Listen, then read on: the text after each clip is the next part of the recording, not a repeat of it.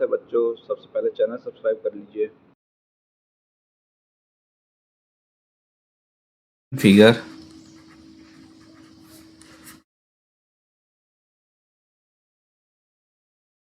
Three coplanar lines, three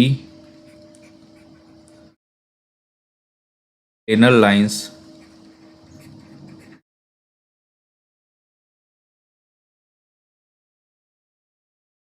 intersect in a common point, intersect at a common point, intersect at a common point,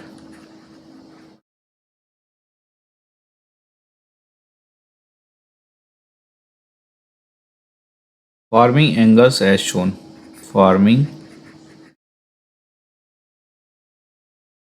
as shown.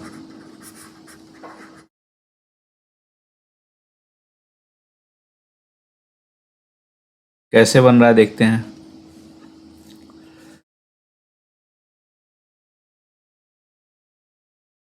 Angle है तुम्हारा B,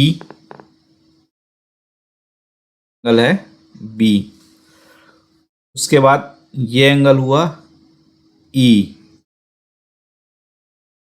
एक angle हुआ ए, हुआ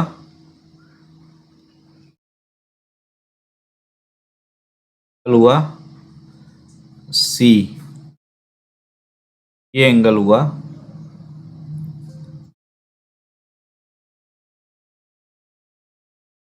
angles दिए हुए हैं और इसमें साथ में दिया हुआ है कि ए इक्वस टू है, ए इक्वस टू है 50 degree, A equals to 50 degree है और बी इक्वस टू 90 डिग्री है,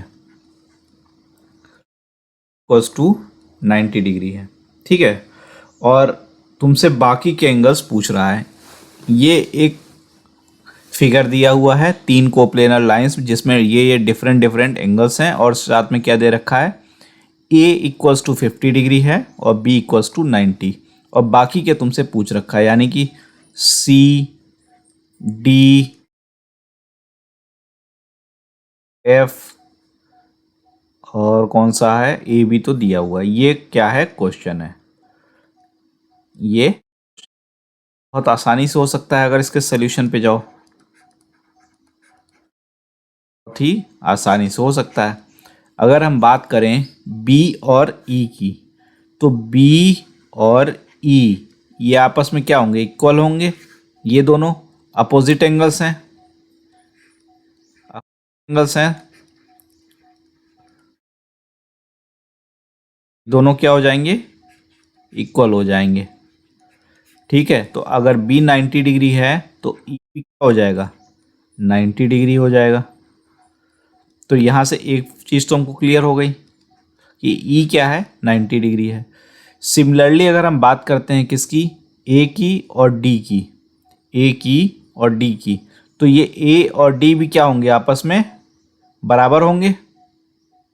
ए और डी भी आपस में क्या होंगे, इक्वल होंगे। ये भी अपोजिट एंगल्स हैं।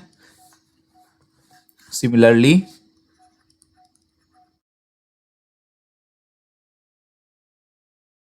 ए equals to D, opposite angles,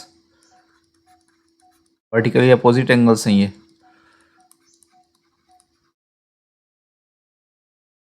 ठीक है, अब तीसरी बात करें, अगर ए की वैल्यू फिर 50 थी तो डी भी क्या हो जाएगा, 50 हो जाएगा। डी भी क्या हो जाएगा, 50 हो जाएगा। ठीक है, अब एक और चीज़ देखो, अगर हम B plus A plus F की बात करें, किसकी, B plus A plus F, तो इसकी वैल्यू क्या होगी, 180 के बराबर होगी।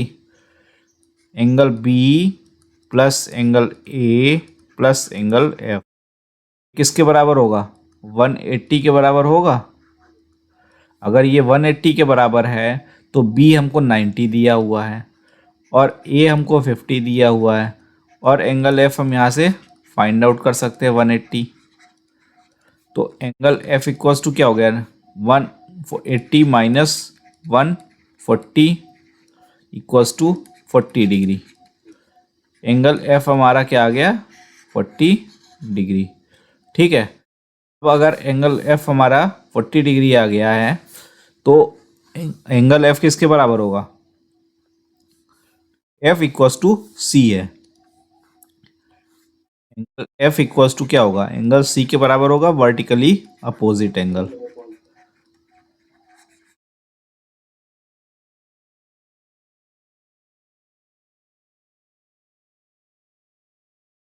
ठीक है, तो इससे क्या हो जाएगा? एंगल सी हमारा कितना हो जाएगा? 40 डिग्री।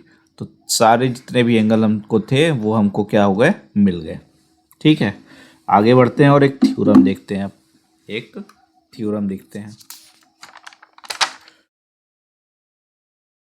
पहले स्टेटमेंट नोट करते हैं, क्या थ्योरम का स्टेटमेंट क्या कहता है।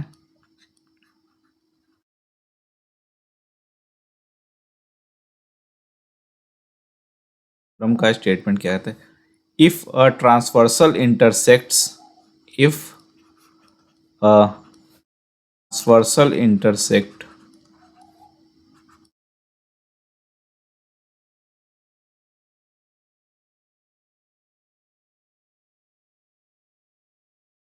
parallel lines, two parallel lines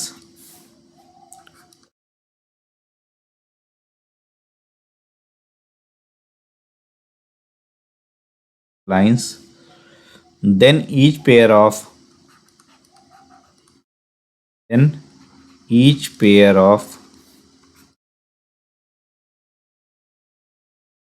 alternate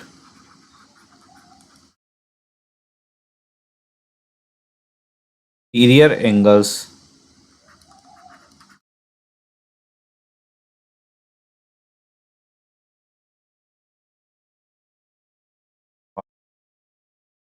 equal। पहले तो इसका हम एक फिगर बनाते हैं, तब हमको समझ में आएगा कि कहना क्या चाह रहा है। पहले हम एक फिगर इसका बना लेते हैं।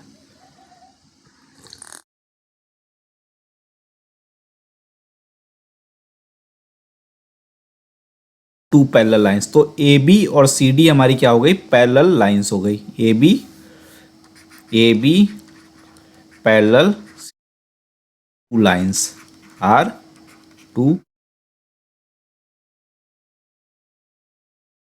टी ए की हमारी ट्रांसवर्सल लाइन है, टी ट्रांसवर्सल लाइन है।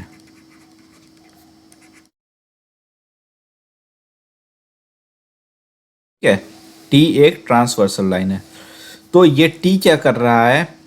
इस सी डी को क्यू पे काट रहा है और इस ए बी को पी पे काट रहा है। ठीक है, तो क्या रहा है कि then each pair of alternate angles are equal. Alternate angles के ईच पेयर जो होंगे वो इक्वल होंगे। तो अल्टरनेट एंगल कौन कौन से हुए? एक ये वाला अगर एंगल हमारा है तो इसके करस्पॉन्डिंग यहाँ पे अल्टरनेट एंगल ये होगा, इसके करस्पॉन्डिंग अल्टरनेट एंगल हमारा ये होगा, और यहाँ पे अगर अल्टरनेट एंगल ये है, इसके करस्पॉन्डिंग हमारा अल्टरनेट एंगल ये वाला होगा। ठीक है, अगर हमारा इसके करस्पॉन्डिंग अल्टरनेट एंगल ये होगा। तो अगर हम बात करें किसकी, ये हमारा 1 है, ये हमारा 2 है, ये हमारा 3 है, ये हमारा 5 है, ये हमारा 6 है, हमारा 6 है, और ये हमारा 4 है। तो हमको क्या प्रूव करना है?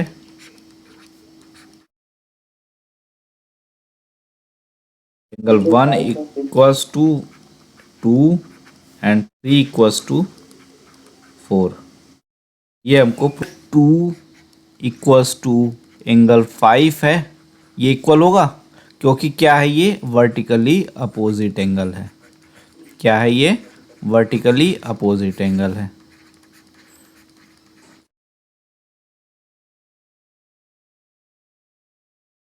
और उसी तरीके से अगर हम बात कर रहे हैं, अगर ये एक ए बी और सी डी एक पैरेलल लाइन है, ए बी और सी डी क्या है? एक पैरेलल लाइन है, ध्यान से सुनना, और ये एक टी एक ट्रांसवर्सल लाइन इनको इंटरसेक्ट कर रही है, तो क्या होगा? ये जो ट्रांसवर्सल लाइन है यहाँ पे जो एंगल बना रहा होगा इस पैरेलल लाइन के ऊपर में, और यहाँ पे जो पैरेलल एंगल बना रहा, यहाँ पे जो एंगल बना रहा होगा, ये आपस में क्या हो जाएंगे? इक्वल हो जाएंगे, क्योंकि ये लाइन क्या है? ये पैरेलल लाइन है। दोनों ए बी और सी डी क्या है? पैरेलल है। तो जो हमारा एक्सियोम्स है, जो हमको देखते ही समझ में आता है कि ये चीज़ होना ही चाहिए, उसके हिसाब से हमारा क्या हो जाएगा, एंगल 1 इक्वल्स टू क्या होना चाहिए, angle 5, since P parallel to C D from axioms. ठीक है। अब इन दोनों को अगर हम ध्यान से देखें तो एंगल 1 इक्वल्स टू एंगल 5 है और एंगल 2 इक्वल्स टू एंगल 5 है। तो इसका मतलब क्या हो गया, इसका मतलब क्या हो गया कि एंगल 1 इक्वल्स टू क्या हो जाएगा, एंगल 2 के। और यही हमको क्या था, प्रूव करना था। यही चीज़ हमको क्या करनी थी, प्रूव करनी थी। तो पहला हमारा ये चीज़ क्लियर हो जाता है। ठीक है, ये चीज़ हमारा पहला क्लियर हो गया, ये प्रूव हो गया। एंगल 3 इक्वल्स टू एंगल 4, ये हम प्रूव करने की कोशिश करते हैं, कैसे कर सकते हैं। ये हमारा पी क्यू है, ये हमारा ए बी है। ठीक है, एंगल 3 की अगर हम बात करते हैं,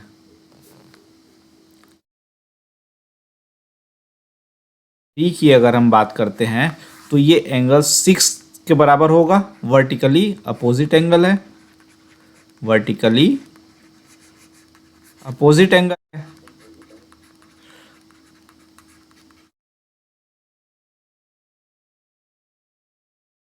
और इक्वल्स टू 6 होगा, जैसे वहां पे हमने देखा, क्योंकि ये भी तो उसी पैरेलल लाइन से बना हुआ है ना, ए बी और सी डी को पैरेलल लाइन को टी जो काट रहा है उसी से तो ये भी आया 4 इक्वल्स टू 6।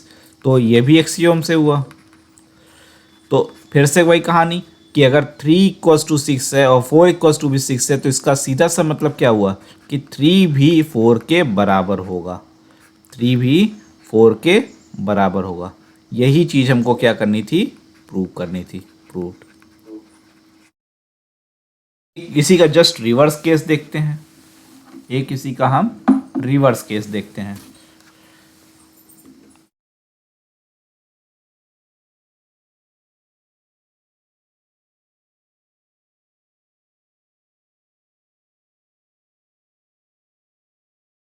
थ्योरम, ये थ्योरम भी डायरेक्ट एग्जाम में प्रूव करने के लिए आ सकती हैं, इसलिए इन सबको बढ़िया से तैयार करना है। If transversal intersects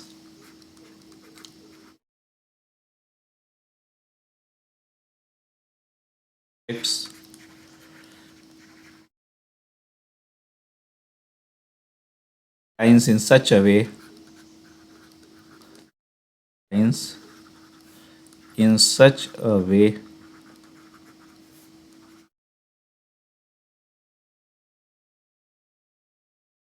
such a way that a pair of that a pair of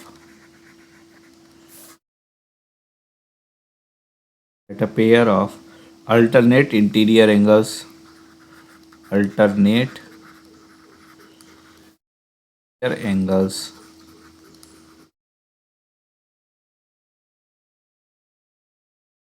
is equal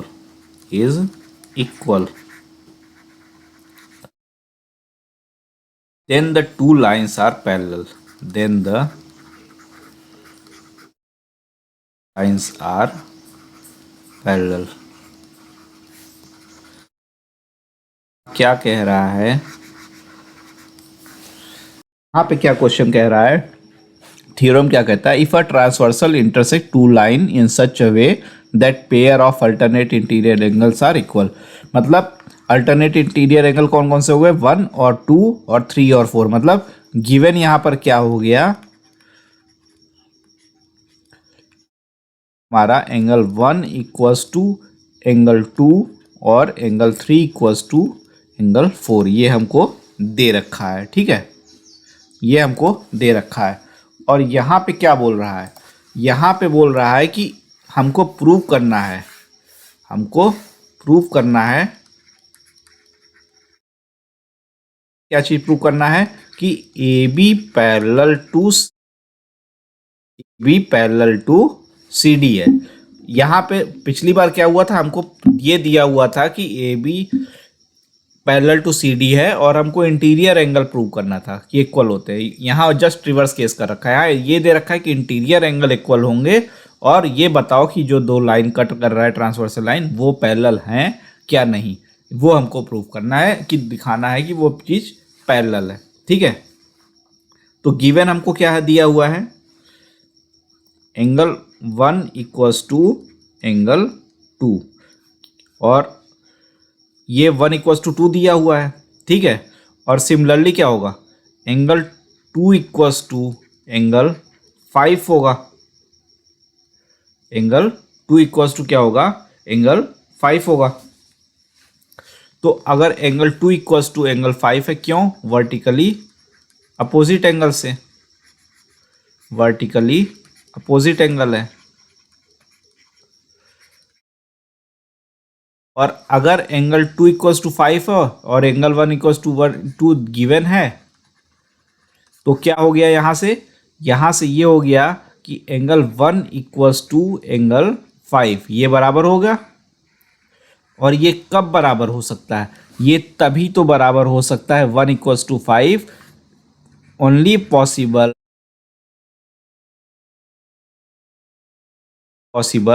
if T sect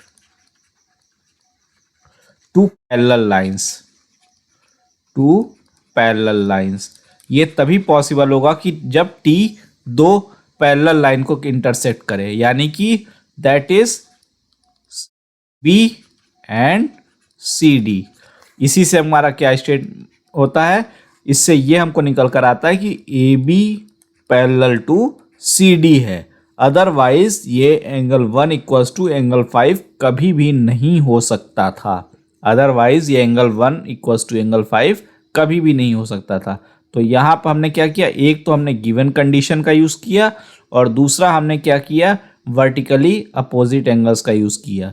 और थर्ड जो हमने वहाँ पे क्या कंडीशन है हमको निकाल के क्या हमने निकाला कि ये टी तभी 1 और 5 जो बराबर होंगे ये तभी बराबर हो सकते हैं, जो हमने पिछली बार भी बात किया पिछले थ्योरम में भी, कि अगर ए बी और सी डी दो पैरेलल लाइन को एक ट्रांसवर्सल लाइन काटती है तो ये इक्वल होते हैं। और यहाँ पे हमने ये दिखा दिया कि ये दोनों इक्वल हैं, ये दोनों इक्वल हैं, इसका मतलब तब ये हो सकता है जब ये A B parallel to C D हो। तो यही चीज़ हमको प्रूव करनी थी जो हमारी प्रूव हो गई। ठीक है, तो हमारी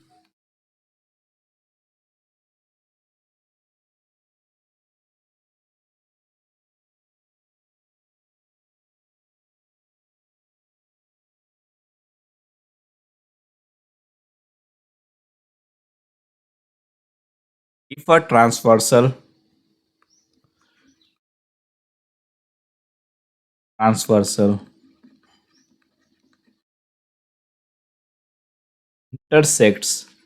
intersects parallel lines,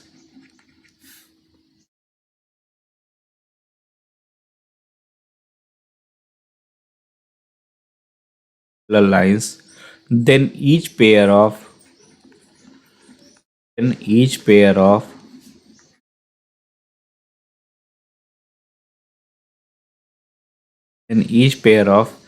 consecutive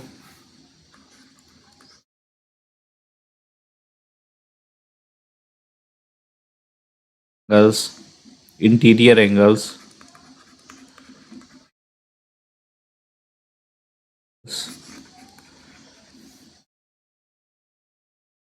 is supplementary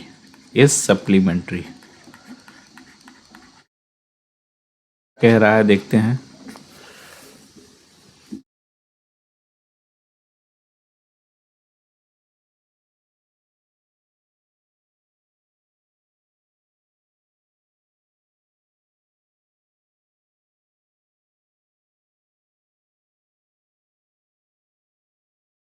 given क्या है हमारे पास, गिवन हमारे पास ये ए बी और सी डी दो पैरेलल लाइन है। गिवन में हमारे पास क्या हो गया, ए बी पैरेलल टू, हमारे पास लाइन है, टी ट्रांसवर्सल है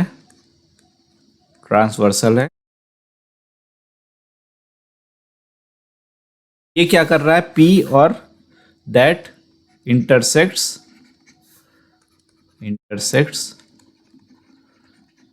ए B and C D at P and Q. ठीक है, जो पी और क्यू पे इंटरसेक्ट उसको कर रहा है। तो इससे क्या हो रहा है कि यहाँ पर हमारे इंटीरियर एंगल बन रहे हैं। कौन कौन से, जैसे पहले बन रहे थे 1 2 और 3 4। ठीक है, 1 2 3 4 हमारे क्या बन रहे हैं, इंटीरियर एंगल बन रहे हैं। Making angles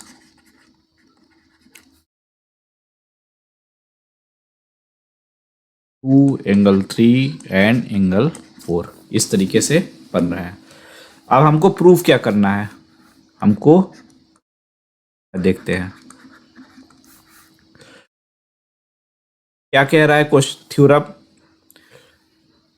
then each pair of consecutive interior angle is supplementary. Supplementary हमने क्या पढ़ा था, सप्लीमेंट्री मतलब हुआ कि 180 डिग्री। इसका मतलब क्या कह रहा है कि 1 और 3 इसका समेशन क्या है, each pair of interior angle. ये पेयर एक बना, 1 + 3 हमारा कितना है 180 डिग्री, 1 + 3 हमारा क्या है 180 डिग्री।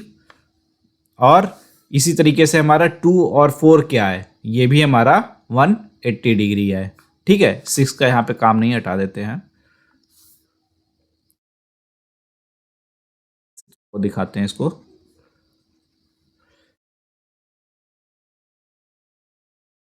क्या क्या कह रहा है हमको, एक हमारा एंगल ये है, 1 इंटीरियर एंगल है, दूसरा इंटीरियर एंगल हमारा ये 2 है।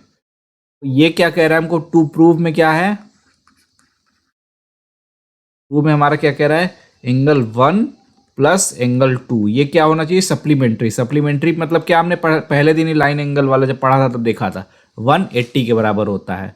सिमिलरली अगर ये हमारा क्या है 4 और ये हमारा क्या है 3, तो एंगल 3 प्लस एंगल 4 ये भी हमारा क्या होना चाहिए 180 डिग्री के बराबर होना चाहिए। ये चीज़ हमको प्रूव करनी है। ठीक है, और अगर हम मान लेते हैं ये एक एंगल 5 है, ये एक एंगल 5 है, तो 4 इक्वल्स टू क्या होगा 5 के बराबर होगा, 4 इक्वल्स टू क्या होगा 5 के बराबर होगा।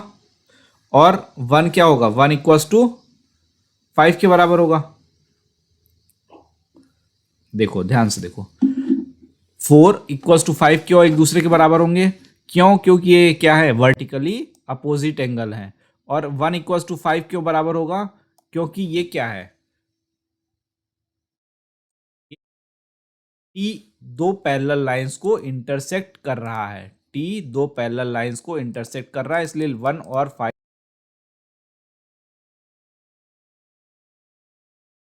1 + 2 इक्वल्स टू 180 हमको प्रूव करना है, और 3 + 4 हमको 180 प्रूव करना है। ठीक है, तो यहां पर देखो एंगल 4 इक्वल्स टू क्या होगा, एंगल 4 इक्वल्स टू एंगल 5 होगा। क्यों, क्योंकि ये दोनों क्या है वर्टिकली अपोजिट एंगल हैं, वर्टिकली अपोजिट एंगल है कि नहीं है।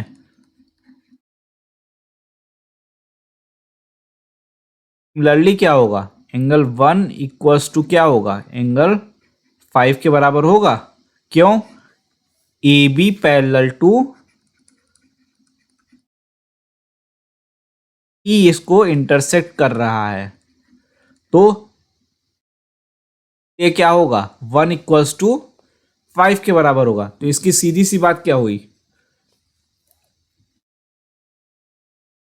इसका सीधा सा मतलब क्या निकला, आज नहीं आ रही क्या, मुझे लग रहा है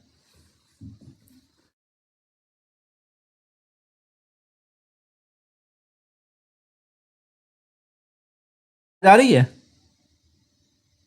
ठीक है चलो आगे बढ़ते हैं, अगर आवाज़ आ रही है तो मान के चल रहा हूँ मैं आगे।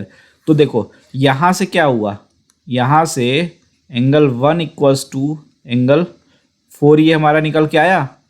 अभी हमने वैसे इसको प्रूव भी किया था, ये हम डायरेक्ट भी यूज़ कर सकते थे कि 1 इक्वल्स टू 4 होगा, क्योंकि अभी थोड़ी देर पहले इस चीज़ को हमने क्या किया था प्रूफ किया था कि जो इंटीरियर एंगल्स होते हैं वो इक्वल होते हैं, लेकिन यहाँ पे हमने इसको फिर से शो कर दिया, ठीक है। तो अगर मैं बात करूं 2 और 4 की, एंगल 2 प्लस एंगल 4 की अगर मैं बात करूं तो ये क्या होगा, 180 डिग्री होगा। ये एक लाइन पे एक एंगल बना रहे हैं ना, तो 4 + 2 ये दोनों क्या होंगे, 2 + 4, तो ये पूरा का पूरा 180 डिग्री तो हुआ। ये पूरा क्या हुआ, 180 के बराबर हुआ ना। हाँ, तो अगर 2 और 4 का समेशन 180 के बराबर है एंड एंगल 1 = एंगल 4 है, तो इसका सीधा सा मतलब क्या हुआ कि एंगल 1 प्लस एंगल 2 भी हुआ 180 के।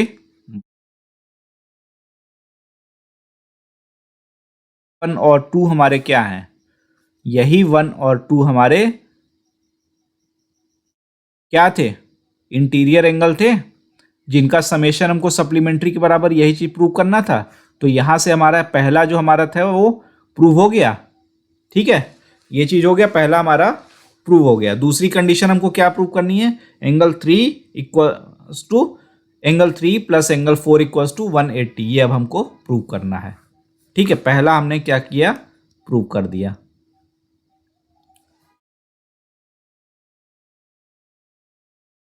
हमारा प्रूफ। अब अगर हम बात करो इस पी क्यू रे की बात करते हैं, अगर हम पी क्यू रे की बात करते हैं,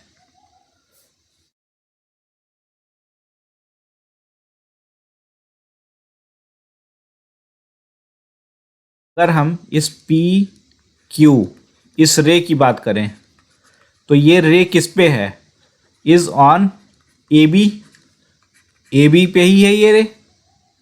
ए बी पे कौन सी रे है, पी क्यू है, ठीक है। तो यहां से क्लियर बात क्या होगी, एंगल 1 प्लस एंगल 3 क्या हुआ, एंगल 1 प्लस एंगल 3 क्या हुआ, 180 के बराबर होगा। हाँ, ये भी वही सेम कंडीशन हो गई। हाँ, और अभी हमने थोड़ी देर पहले क्या देखा था, यहां पर एंगल 1 = किसके बराबर था, एंगल 4 के बराबर था।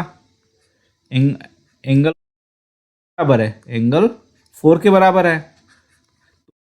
1 की जगह पे अगर हम यहाँ पे ये रख दें तो एंगल 3 प्लस एंगल 4 ये भी क्या हो गया, 180 के बराबर हो जाएगा, सिंपल सा। हाँ, हमको प्रूव करनी थी, वो हमारी जो गिवन कंडीशन थी, हमको यहाँ पर कुछ कंडीशंस निकल के आती हैं, तीनों चीज़ों याद रखना। वर्टिकली आगे बहुत यूज आएंगे, अपोजिट एंगल्स क्या होते हैं, वर्टिकली अपोजिट एंगल्स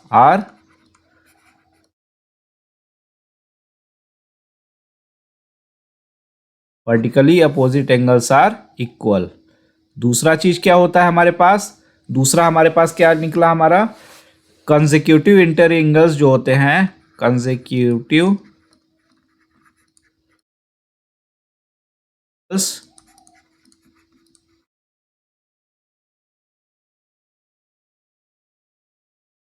सप्लीमेंट्री यानी कि उनका समेशन क्या होता है, 180 डिग्री के बराबर होता है, angles are supplementary.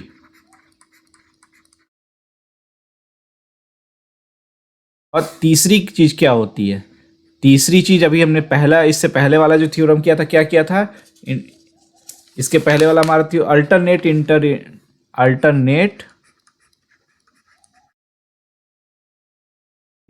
Angles are equal. बहुत ज़्यादा यूज़ होंगी, उसको ध्यान से रखना, माइंड में कभी भूलना मत। क्वेश्चन जब आगे हम लोग प्रूव करेंगे, क्वाड्रिलेटरल वगैरह में पहुंचेंगे तो वहाँ पॉलिनोमियल वगैरह जो भी आगे प्रूव वगैरह हमारे ट्रायंगल वगैरह में आएंगे, वहाँ पे इनका बहुत ज़्यादा यूज़ होगा, ठीक है। एरिया वगैरह जब निकालेंगे तो ये तीनों स्टेटमेंट बिल्कुल अच्छे से दिमाग में बैठा लेना, क्योंकि इनका फ्रीक्वेंट हम वहाँ पे यूज़ कर रहे होंगे, ठीक है। सप्लीमेंट्री मतलब क्या हो गया, 180 डिग्री, ठीक है। अब एक बार इसको जितना अभी हमने किया उसको उतार लो तुम।